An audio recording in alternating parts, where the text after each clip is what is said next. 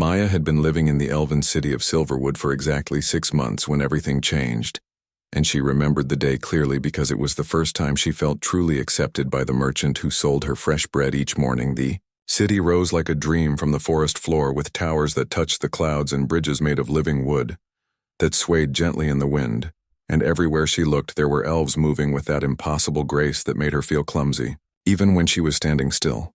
She walked through the morning market with Ember and Frost at her sides, and the two dragons had grown since she first bonded with them. And Ember was the color of sunset with scales that shimmered red and gold, while Frost gleamed like fresh snow with hints of blue in certain lights. The elves still stared at her wherever she went, and some stares were curious, and some were hostile, and most were simply confused, because humans were rare in this part of the world, and humans bonded to dragons were unheard of until Maya arrived. She stopped at the fruit stand where an elderly elf named Taryn sold the sweetest apples she had ever tasted, and he smiled at her with genuine warmth. "Good morning, Maya and I saved. The best ones for you and your beautiful friends." Ember rumbled happily, and Frost tilted his head in that way that made him look almost like a pleased cat. And Maya paid with the coins she earned from helping repair the city walls, and it was hard work but honest, and the elves were slowly learning that humans could be useful. "The dragons are looking healthy, and they have grown much since you first came here." Maya nodded and ran her hand along Ember's neck, feeling the warmth that always radiated from her scales. "They eat well, and the hunting in the northern woods is good." Taryn lowered his voice slightly and glanced around before speaking again. "There is talk in the council chambers about you, and not all of it is friendly, and Commander Valeria has been asking questions." Maya felt a cold touch in her stomach because Commander Valeria was the head of the Silver Guard and the most respected warrior in the entire kingdom, and she had seen the commander from a distance during ceremonies, and the elf woman moved like water and struck like lightning. What kind of questions? About why a human was allowed to bond with dragons when even most elves cannot achieve such a connection, and about whether you might be dangerous before Maya could respond. A commotion erupted near the center of the marketplace, and voices rose in anger and surprise, and she saw a crowd gathering quickly, and Ember and Frost moved closer to her, instinctively sensing tension. She pushed through the crowd politely and saw a young elf boy, maybe 10 years old by human standards but probably 50 by elven counting, and he was crying while a merchant yelled at him, "You broke 3 vases and your family will pay for this damage." The boy sobbed harder. "I did not mean to. And I was just trying to reach the blue one on the shelf, and it was so pretty." Maya looked at the shattered pottery and then at the merchant, and she could see this was not going to end well. And the merchant was known for being harsh, and the boy's family was poor. She stepped forward. "And how much for the vases?" The merchant turned to her, and his expression shifted from anger to calculation. "For you, human, and 50 silver coins." The crowd murmured because that was far more than the vases were worth, and Maya knew she was being cheated. But she also saw the boy's terrified face, and sometimes doing the right thing cost more than it should. She counted out the coins slowly, and it was most of what she had earned that month, and handed them over, and then she knelt beside the boy. "Be more careful next time, but accidents happen to everyone." The boy stared at her with wide eyes and then whispered, "Thank you." Before running off into the crowd, Maya stood and found herself face to face with Commander Valeria. The elf warrior had appeared silently as only elves could, and she was even more impressive up close. And her silver armor was polished to perfection, and her face was beautiful in that ageless elven way. But her eyes were hard, as diamonds. "That was foolish, human, and you let that merchant cheat you badly." Maya met her gaze steadily, but the boy learned something about kindness, and that is worth more than silver. Valeria's expression did not change. "Pretty words. But I wonder if they match your actions, and I have been watching you, Maya of Earth, and you and your beasts move through our city, as if you belong here. I try to be a good neighbor." The commander stepped closer, and Ember growled low in warning, but Maya touched her dragon gently and stay calm. "You are human, and humans do not bond with dragons, and humans do not live in elven cities, and humans do not belong in Silverwood, and yet, here you are breaking all our understanding of how things should be." Maya kept her voice calm and level. "I have broken no laws, and I work hard, and I pay my debts, and I harm no one." Valeria studied her for a long moment, and the marketplace had gone completely silent, and everyone was watching this confrontation. Perhaps You have broken no written laws, but you have disturbed the natural order, and you have claimed an honor that should belong only to our people. And for this you must answer." Maya felt her heart racing, but she refused to show fear. "Answer how?" The commander's hand rested on the pommel of her sword. "I challenge you, human, to single combat in the circle of judgment, and if you win, you may stay in Silverwood with our blessing, and if you lose, you will leave this city forever, and your dragons will be freed from their bond." The crowd gasped collectively, and Maya heard Terran's worried voice somewhere behind her. Dueling a royal guard commander was essentially a death sentence, and no human could match elven speed and skill, and Valeria had trained for 3 centuries. But Maya looked at Ember and Frost, and she thought about the small room above the blacksmith shop that had become her home. And she thought about Terran's kind smile and the progress she had made here. She thought about running and about how humans had always survived by knowing when to fight and when to flee. Then she looked at Valeria and saw not just a warrior, but an elf who genuinely believed she was protecting her people from something dangerous. Maya took a deep breath. "And I accept your challenge, Commander." The words hung in the air like a blade waiting to fall, and Maya watched as Valeria's expression shifted from expectation to something that might have been respect, or might have been satisfaction. "Tomorrow at dawn in the circle of judgment, and bring whatever weapons your kind favors, and may the spirits judge between us fairly."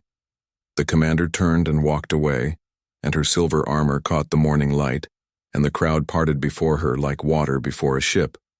And then she was gone, and the marketplace erupted into excited chatter. Maya stood still for a moment, feeling the weight of what she had just agreed to, and Ember pressed against her side, radiating warmth and concern, while Frost moved to her other side, cool and steady. Terran appeared at her elbow, and his face was pale. "Child, what have you done? And Valeria has never lost a duel in 300 years, and she is the finest blade master in all the elven kingdoms." Maya managed a small smile. Then maybe it is time for something new to happen. She walked back through the market, and people stared at her openly now, and some looked at her with pity, and some with anticipation, and a few with what might have been hope, though she could not imagine why anyone would hope for her victory. The small room above the blacksmith shop felt different when she returned, and it had been her sanctuary for 6 months. But now it felt temporary and fragile, and she sat on the edge of her bed while both dragons arranged themselves around. The space ember curled near the fireplace even though no fire burned, and Frost draped across the windowsill, letting the cool breeze flow over his scales, and both of them watched her with those intelligent eyes that saw so much. "What do I do?" she spoke, aloud, even though she knew the dragons could not answer in words, but sometimes saying things out loud made them clearer. Ember made a low rumbling sound, and images flickered through the bond they shared, and Maya saw herself moving quickly, dodging, and weaving and using speed not to attack but to survive. Frost's response was different and cooler and more calculated, and she felt impressions of patience and timing and waiting for the perfect moment. "You are both right, and I cannot beat her with strength or skill, and so I must use what humans do best." She stood and began to pace, and the room was small, so it did not take long to cross it, and her mind raced through possibilities. Humans adapted, and humans used tools, and humans worked together, and humans changed the rules when the old rules did not work. She thought about every duel she had ever seen in this world, and the elves fought with grace and precision, and they valued honor above all else, and they followed traditions that were older than human civilization, but traditions could be limitations if you knew how to see them. Maya spent the afternoon walking through the city and studying the circle of judgment from every angle, and the ancient arena was carved from white stone, and it had witnessed 10,000 years of combat, and the ground was hard-packed earth that drank blood easily. She noted the layout and the sun's path and the wind direction and every detail that might matter. As evening fell, she went to the northern training grounds where young elves practiced their sword work, and she watched them for hours and studied their movements and their patterns and their assumptions about how combat should flow. An old weapons master named Kellen noticed her watching, and he approached slowly. "You seek to understand elven fighting before your duel with the commander." Maya nodded, "And I seek to understand so I can survive." Kellen was quiet for a moment, and then he spoke softly. "The commander fights with honor and precision. And she has mastered every traditional form and every classical technique, and no one in 300 years has matched her blade to blade. That sounds like you are saying, I will lose. The old elf smiled slightly, and I am saying that matching her, blade to blade, would be foolish, but there are other ways to fight, and humans are known for finding those other ways. He walked away before Maya could ask more questions. She returned to her room as night fell and found food waiting outside her. Door and a bowl of stew and fresh bread, and a note that read simply, from friends. Maya ate slowly and shared pieces of meat with Ember and Frost, and she felt gratitude for the kindness, even in the face of tomorrow's danger. Sleep did not come easily, and she lay awake watching shadows move across the ceiling and thinking about everything she had learned. The bond with her dragons pulsed gently, and Ember's warmth and Frost's coolness, and both of them were calm because they trusted her completely. Just before dawn, she rose and dressed in simple clothes that allowed movement, and she strapped a plain wooden staff across her back and coiled a length of strong rope at her belt. Ember and Frost moved to her sides. And are you ready? Both dragons rumbled their agreement. The walk to the Circle of Judgment felt both too long and too short, and the sky was just beginning to lighten, and already there were people gathering. By the time Maya arrived, the arena was packed with spectators, and it seemed like every elf in Silverwood had come to witness this duel, and they filled the stone seats and pressed against the railings and even watched from nearby rooftops. Valeria was already waiting in the center of the circle, and she wore her silver armor, polished to mirror brightness, and she carried twin swords that seemed to hum with barely contained energy, and she wore no helmet because elven pride demanded that opponents see each other clearly. Maya walked forward, and Ember and Frost flanked her, and she heard the whispers start immediately. She carries only a staff, and is she mad? Where are her proper weapons? This will be over in seconds. She reached the center of the circle and stood before Valeria, and the commander looked at her simple equipment with something that might have been disappointment. You face me with a stick and a rope, and have you given up already? Human Maya met her eyes steadily. And I face you with the tools I know best. And is that not the point of bringing what our kind favors? An elder stepped forward to speak the rules, and his voice carried across the arena. The challenge has been made and accepted, and the terms are clear, and the duel will continue until one yields or cannot continue, and no magic beyond. What flows naturally through your beings, and no killing blows, and let honor and justice guide your blades. Maya listened carefully to every word, and especially the parts about what was allowed. The elder raised his hand, and when I drop my hand, you may begin. The crowd fell silent, and Maya felt her heartbeat slow and her breathing steady, and she felt Ember's fire and Frost's ice through their bond. The elder's hand dropped. Valeria moved like lightning given form, and her blades sang through the air, and Maya's real test had begun. Valeria's first strike came faster than thought, and Maya threw herself sideways and felt the blade pass so close that it stirred her hair, and she rolled and came up running, because standing still meant dying. The commander pursued with that terrible grace, and her twin swords moved in patterns that Maya's eyes could barely track, and each strike was placed perfectly, and each movement flowed into the next, like water finding its path. Maya blocked with her staff, and the impact jarred her arms, and she gave ground quickly because trying to match strength with an elf who had trained for 3 centuries was suicide.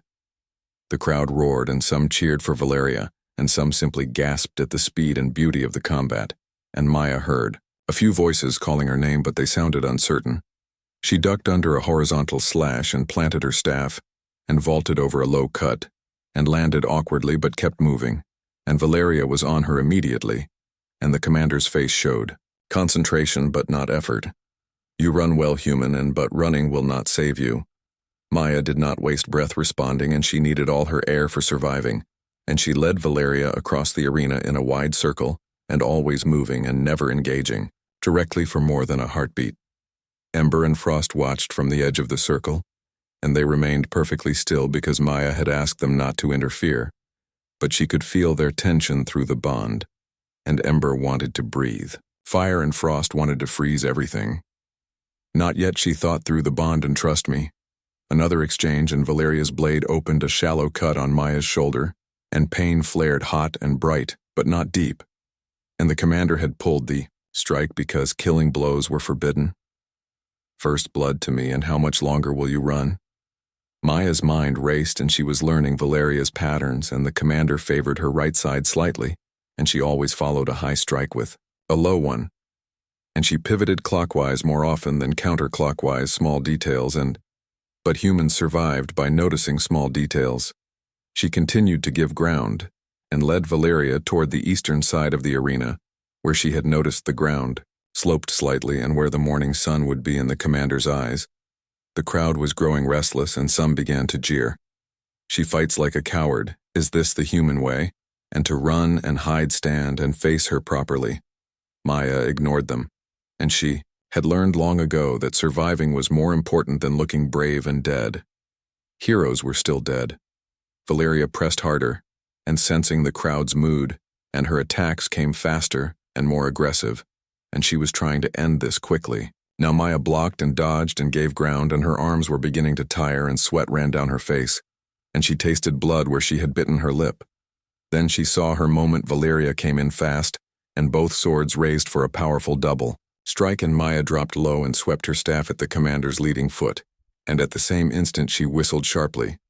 Ember caught the signal and breathed a thin stream of fire across the ground, and not at Valeria, but at the earth itself, and the hard-packed dirt turned hot and loose.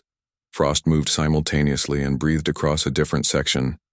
An ice formed in a thin sheet. Valeria's perfect balance betrayed her, and her foot hit the loose hot earth and slipped slightly, and she compensated, but that put her other foot on the ice, and for just one heartbeat, the greatest warrior in the Elven Kingdoms was off balance. Maya lunged forward, and not with her staff but with the rope, and she threw it in a wide loop. And Ember caught one end in his jaws and pulled hard. The rope snapped taut across Valeria's path and caught her at knee height, and combined with the uncertain footing, it was enough. The commander went down hard, and her swords flew from her hands, and she hit the ground and rolled, trying to recover, but Maya was already there, and staff across the elf's throat and gentle but firm yield. The arena fell absolutely silent, and 10,000 spectators held their breath together. Valeria lay still, and her eyes wide with shock and disbelief, and Maya kept the pressure steady, and enough to make the point but not enough to harm. Yield, commander, and this does not have to go further. For 3 heartbeats nothing moved, and the whole world seemed frozen. Then Valeria's hand moved slowly and tapped twice against the earth, and the ancient signal of surrender. Maya stepped back immediately and offered her hand to help the commander up. The arena exploded with noise and shock and confusion and anger and excitement and disbelief all mixed together. Valeria stared at Maya's offered hand for a long moment, and then slowly reached up and took it, and let herself be pulled to her feet. The commander retrieved her swords and sheathed them carefully, and then she looked at Maya and really looked at her and saw something she had not seen before. You used your dragons, but they struck. No blow. Maya nodded, and the rules said, no magic beyond what flows naturally, and dragon breath is natural to dragons, and they helped, but did not attack. You used the rope as a weapon and a tool. Humans use tools, and it is what we do best. You turned the arena itself against me with the loose earth. And the ice, I studied the ground and used what was available. Valeria was quiet, and then she spoke loud enough for the crowd to hear. You defeated me without breaking a single rule, and you used every advantage you possessed, and you fought with your mind as much as your body, and this is not how elves fight. Maya met her gaze steadily, and no, commander. And this is how humans survive, and we adapt, and we use tools, and we work together, and we change our approach until we find what works. The crowd was still processing what they had witnessed, and the greatest warrior in their kingdom had been defeated by a human who had lived among them for only 6 months. Valeria studied Maya, and then Ember and Frost, and then back to Maya. How long have you been planning this? Since the moment you challenged me, and I knew I could not match your skill, so I had to use something else. The commander was silent for a moment longer, and then something shifted in her expression, and the hardness softened slightly. You speak of survival, but what you showed was strategy and intelligence and the courage to face overwhelming odds with creativity instead of retreat. She turned to address the crowd, and her voice carried across the arena. I challenged this human, believing she did not belong in our city, and I was wrong, and she has proven today that honor comes in many forms and that wisdom lies in recognizing all of them. The crowd murmured, uncertain how to respond. Valeria turned back to Maya, and I would learn this way of thinking if you would teach me, and perhaps our people have been too rigid in our beliefs about how things should be. Maya felt something loosen in her chest and relief mixed with exhaustion. I would be honored to share what I know. Commander Valeria smiled slightly, and it transformed her face. And call me Valeria. And I think we have moved beyond titles, Ember. And Frost moved forward and pressed against Maya's sides, and both dragons rumbled their approval. The crowd's mood was shifting now, and surprise turning to acceptance, and even some excitement. The days following the duel changed everything for Maya in Silverwood, and where before she had been tolerated, now she was sought out, and elves who had ignored her began stopping her in the streets to talk. Valeria kept her word about wanting to learn, and she appeared at Maya's door 3 mornings after the duel carrying 2 wooden practice staffs. If you are willing, and I would like to understand how you think about combat. Maya invited her in, and Ember and Frost greeted the commander with more friendliness than they had shown before, and Valeria ran her hand along Ember's scales with wonder. I have lived 300 years and never been this close to a bonded dragon, and they are magnificent. They sat at Maya's small table and talked, while morning light streamed through the window. Tell me how you planned the duel, and I want to understand every choice you made. Maya poured tea and began to explain, and I knew I could not match your speed or skill. And so I had to change what the fight was about, and instead of blade against blade, I made it about adaptation and patience and using everything available. Valeria listened intently, and among my people we trained for centuries to perfect our forms, and we believe that mastery comes from dedication to tradition, but you showed that sometimes tradition can be a limitation. Maya nodded carefully. And tradition gives you incredible skill. But it also makes you predictable if someone studies your patterns, and humans do not have centuries to train, so we learn to think differently. How did your people survive without our advantages and without our speed or strength or long lives? We learned to use tools and to work together and to change our methods when something did not work. And human history is full of facing stronger opponents and finding ways to win anyway. Valeria was quiet for a moment. And I think I understand now why the council was worried about you. And not because you are dangerous, but because you represent a way of thinking that challenges everything we believe about superiority and strength. The weeks that followed brought more changes, and Valeria began training with Maya regularly, and other elves watched with curiosity, and some asked to join. A young elf warrior named Lauren was the first to approach. I saw your duel, and I want to learn to fight like that. Maya smiled, and you already know how to fight better than I ever will, but I can show you how to think about problems differently. Lauren joined their morning sessions, and then others came, and a grizzled veteran named Rita, who had fought in the border wars, and a quick-minded scout named Beth, who specialized in reconnaissance. They trained in an open field outside the city, and Maya taught them about using terrain and about teamwork and about adapting to unexpected situations. One morning, Rita stopped mid-practice and looked at Maya thoughtfully. You know what you are teaching us is not really about fighting, and it is about solving problems. Maya grinned, and exactly, and combat is just problem-solving under pressure. And humans got good at it because we had to. Valeria had been watching, and she stepped forward. And among my people, we teach combat as an art form, and beautiful, and perfect, and unchanging, but Maya teaches it as a conversation, and fluid and responsive. Beth nodded eagerly. And it makes sense. And why would you use the same approach against every opponent when every opponent is different? The group continued to grow. And soon Maya was teaching 20 elves, and then 30, and then 50. And the field became crowded with students who wanted to learn the human way. But not everyone was pleased with these changes. One evening, Valeria came to Maya's room, and her expression was troubled. The council has called a meeting about you, and some of the elder members are concerned that you are corrupting our traditional ways. Maya felt a familiar anxiety return, and will they ask me to leave? Valeria shook her head, and I will not let that happen. And you won our duel fairly, and they cannot go back on that agreement, but they want to understand what you are doing, and why so many of our people are interested. The council meeting was held in a grand chamber at the heart of the city, and 12 elves sat in a semicircle, and their faces ranged from curious to hostile.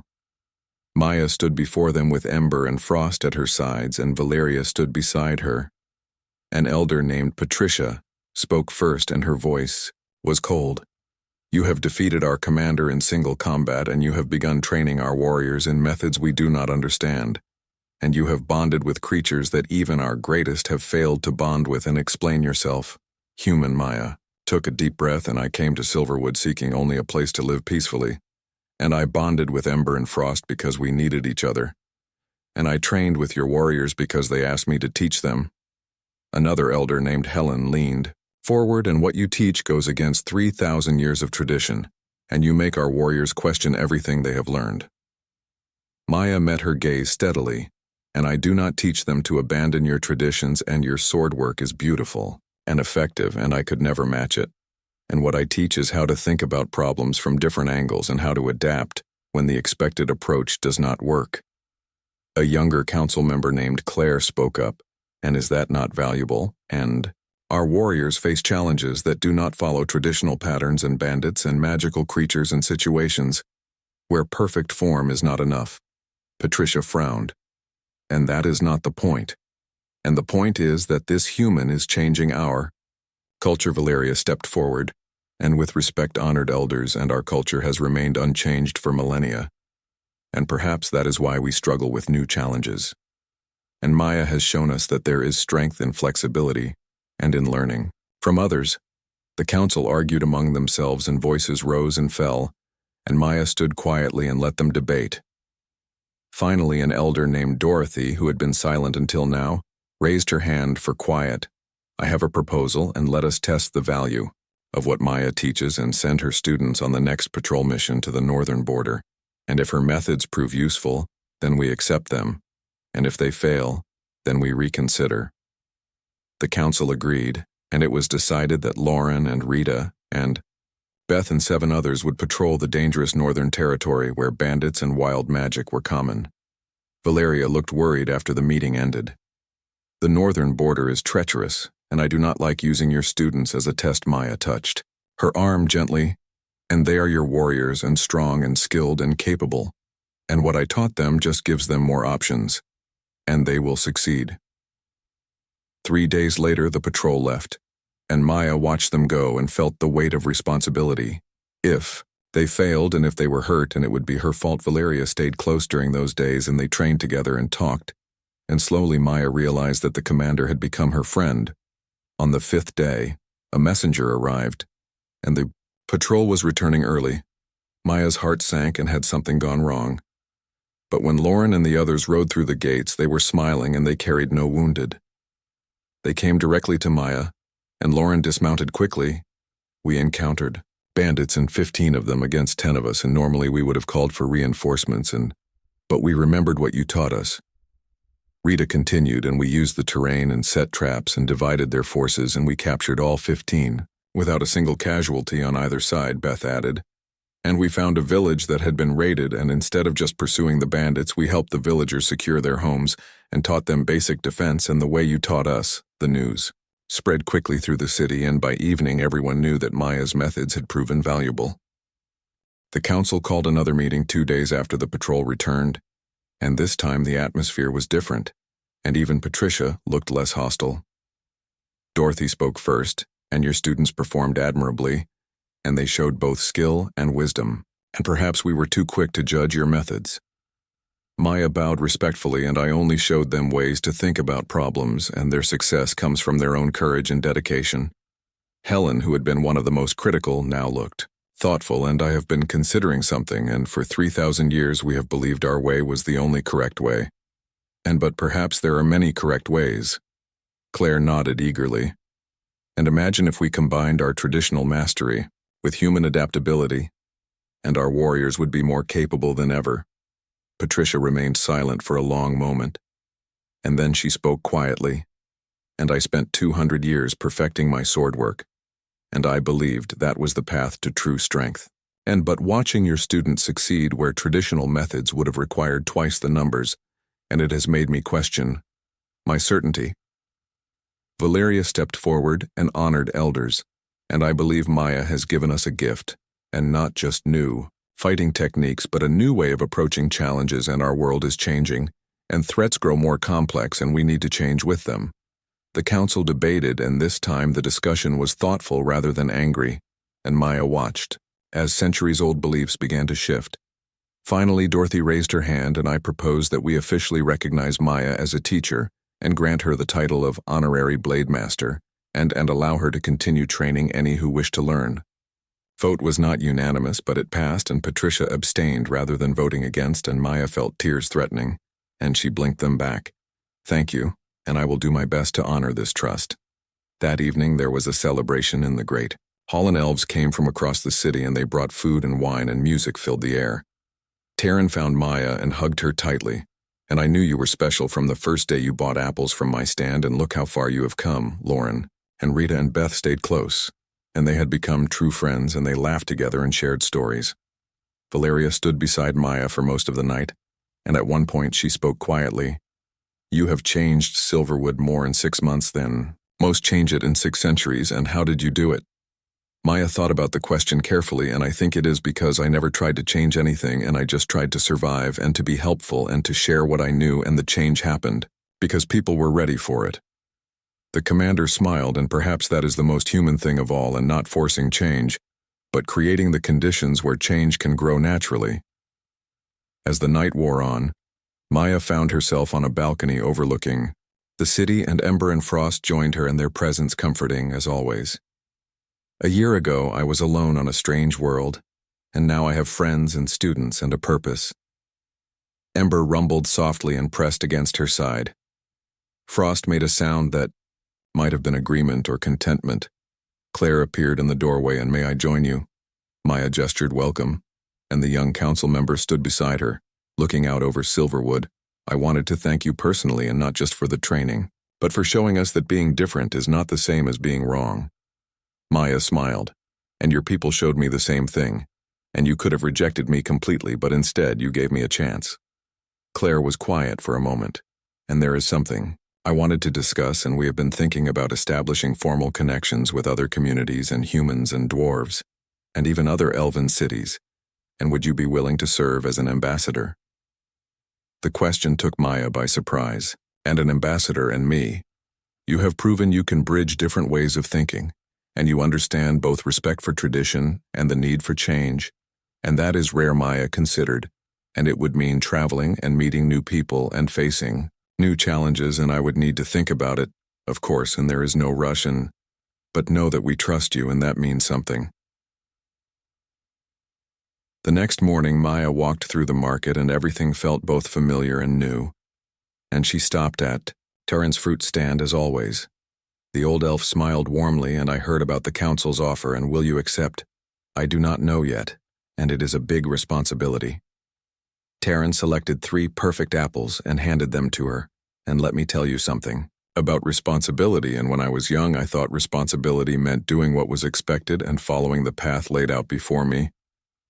But as I grew older I learned that true responsibility means using your gifts to help others, and even when that means taking an unexpected path. Maya paid for the apples and thought about his words and thank you. Taryn, she walked to the training field where students were already gathering, and Valeria was there early as always. The commander approached. And you are thinking about the ambassador position? Maya nodded, and it feels big, and I am just one person. Valeria smiled. And you are one person bonded to 2 dragons who defeated the greatest warrior in the kingdom, and who changed how we think about strength and wisdom, and I think you can handle being an ambassador. They trained that morning, and the group had grown to nearly 70 students, and they practiced the drills Maya had taught, and mixing traditional elven forms with adaptive human thinking, watching them.